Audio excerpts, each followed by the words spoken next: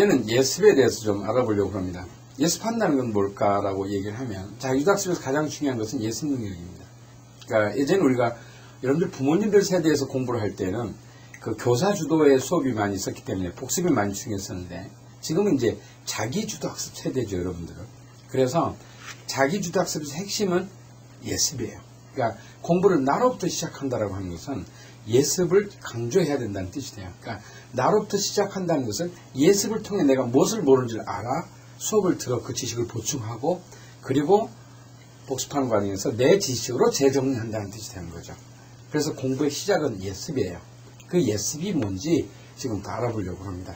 우선 예습한다는 것에 대해서 이제 많은 학생들 나름대로는 예습이라는 걸 해요. 그러니까 단순하게 뭐 책을 미리 한번 본다? 이런 정도의 예습을 하게 되는데 그것은 예습에 대한 정확한 방법이 아니라고 생각해요. 예습을 정확하게 하지 못하면 실제 예습과 수업과 복습의 그 뒤에 이어지는 수업과 복습이 체계적이지 못할 수가 있어요. 그래서 예습은 굉장히 정확하게 해야 되는데 그것을 어떻게 해야 되는지 그걸 먼저 배우기 전에 앞서 예습이 왜 중요한지 얘기를 잠깐 먼저 하려고 합니다. 여러분들하고 이제 선생님 설명하는 것은 예습 전략에 대한 내용으로 들어가는데 이 예습 전략은 우리가 지난 시간에 했던 요 4단계 학습법에서의 비교를 해보면 요 4단계 학습법에서 1단계 잠재 학습에 해당이 돼요. 그렇죠? 그러니까 말이 좀 용어가 어려운 줄은 알아요. 그러나 그 용어를 그렇다고 풀어서 하기에도 한계가 있어서 또 여러분들이 굳이 이 말을 뭐 꼭 기억하고 있어야 될 필요는 없기 때문에 그저 그 용어를 그냥 쓰는 거다라고 이해를 하면 되겠어요. 먼저 잠재란 게 뭘까라고 하는 것과 그것이 예습하고 어떤 관계가 있는지 그 얘기를 좀 잠깐 하려고 합니다.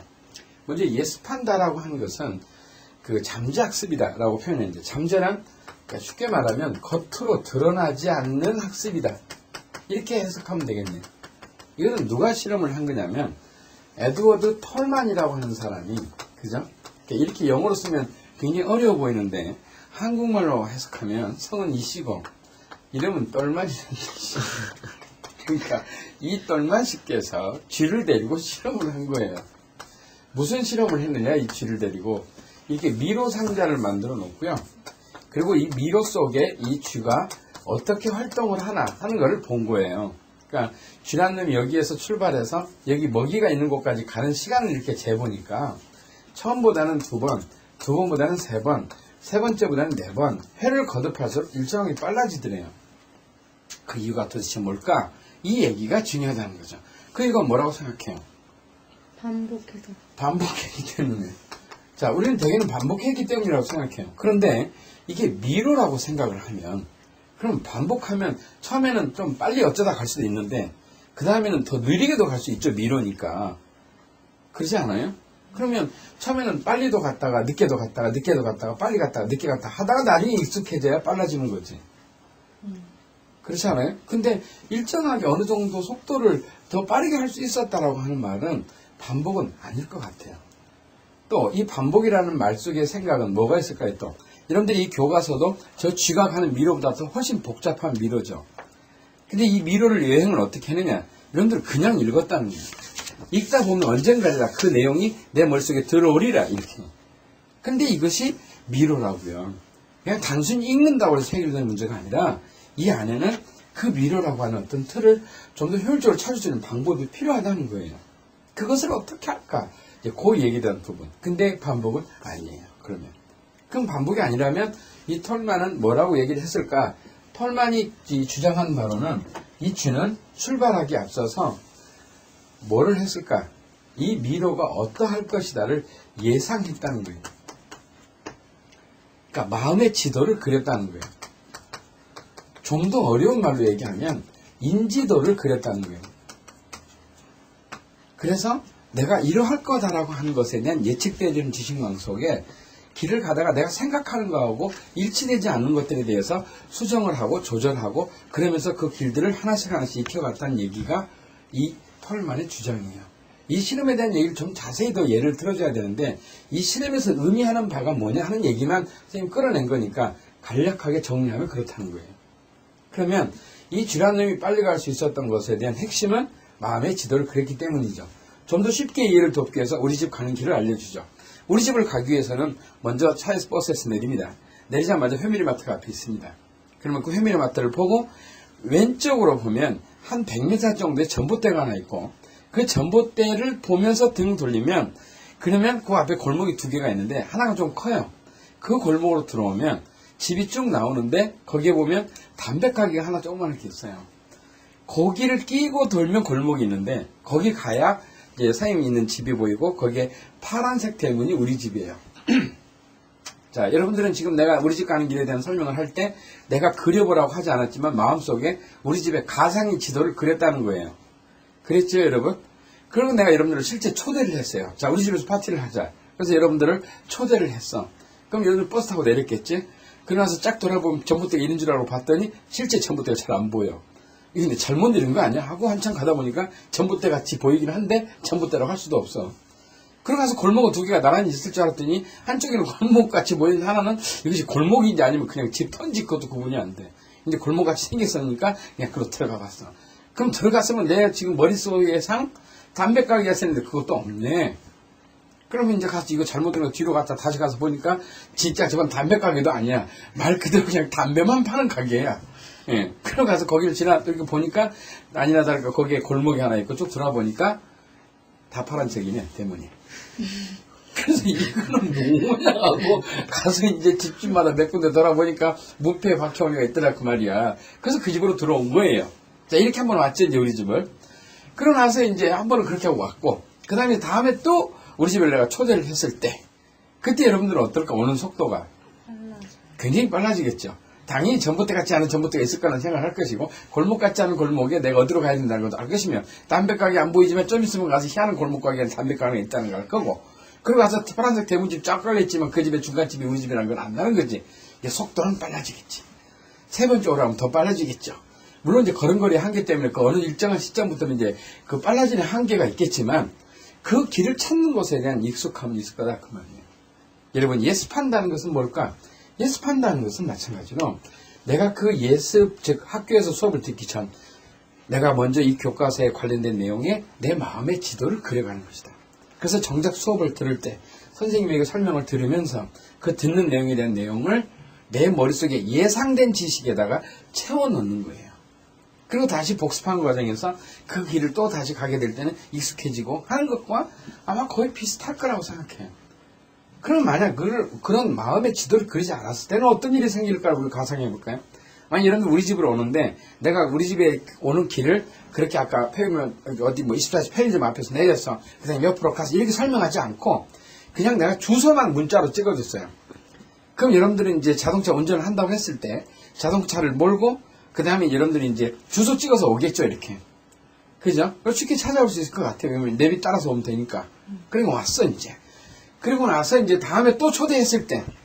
근데 여러분들한테 만약 자동차에 내비가 갑자기 고장이 나서 쓸 수 없다고 했다면 그 길을 쉽게 찾아올 수 있을까요?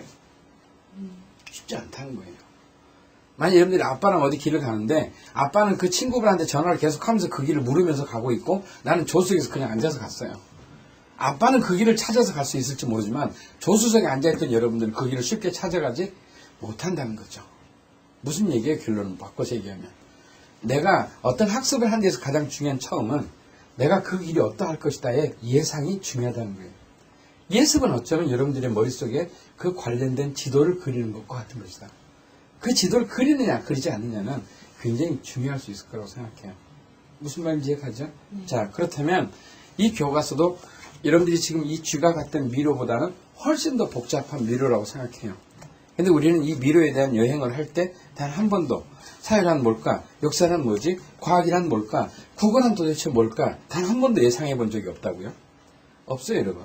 여러분들 이 안에 들어가서 머릿말 있죠? 이 머릿말은 뭐라고 생각해요? 이 교과서 안에 있는 이 머릿말은 여러분들이 이 교과서를 여행하는 것에 대한 안내도와 같은 거예요. 그리고 아예 사진까지 찍어서 나 여기에는 뭘 해놨고 이거 다 해놨죠 지금. 근데 여러분들 이런 거 보지 않았어요. 또 다시 넘어가서 보면 이 안에 이 지금 목차 같은 이거 뭐예요? 이 미로를 여행하는 지도죠. 그러지 않아요 여러분? 또 이 미로의 1단계 통로를 들어가기 앞서서 이 저자는 1단계 미로에 대한 안내를 들어가요. 이 미로 코스는 다음에 4가지 코스로 나눠져 있으며 여기는 대략적인 이 기준의 틀을 가지고 미로를 여행해야 되는 것입니다. 1코스로 들어온 여러분 다시 한번 환영합니다.